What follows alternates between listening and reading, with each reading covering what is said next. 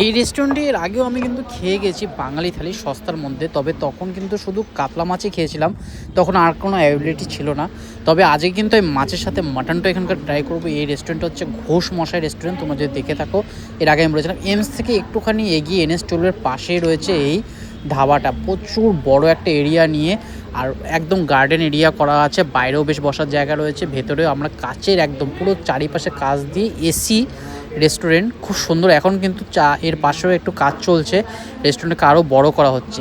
এখানকার বাঙালি থালিটা সত্যি খুব সস্তার আর খুব সুন্দর ছিল। এর আগে আমি যখন এখানে খেয়ে গেছি, প্রায় 1 বছর পরে আবার আমি এখানে চলে এসেছি খাওয়া দাওয়া করতে।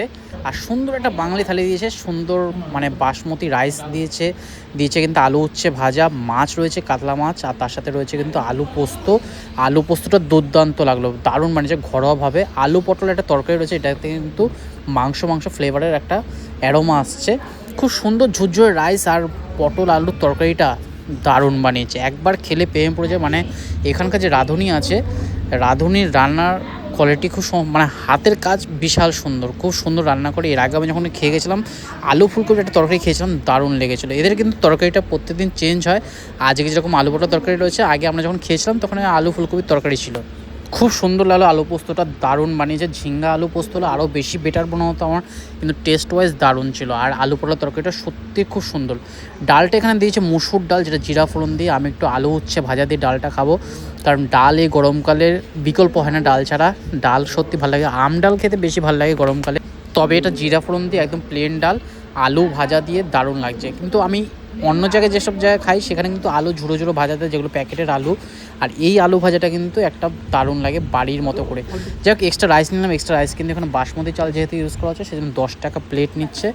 আমরা রাইস একটু লাগবে, কারণ মাছ রয়েছে, মাংস রয়েছে। মাছটা দেখো কাতলা মাছের পিস, এটা কিন্তু এখানকার লোকাল গঙ্গার মাছ। খুব সুন্দর একটা মানে একটা মানে কানকো সাইড থেকে দিয়েছে, যেটা মধ্যে মাছ কিন্তু থাকে, কিন্তু দারুণ লাগে এর মাছটাকে।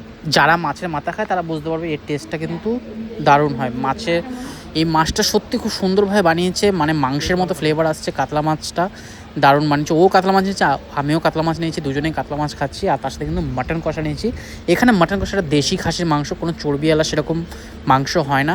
মাছটা সত্যি দারুণ খেলাম। এর আগে যখন বিয়েবাড়িতে আমাদের বিয়ের অনুষ্ঠান ছিল বাড়িতে দুপুরবেলা, তখন যেরকম কাতলা মাছ রান্না করছে ঠিক সেরকমই কিন্তু বানিয়েছে, কিন্তু দই কাতলা নয়, এটা প্লেন আমি ঘরের মতো কাতলা মাছ।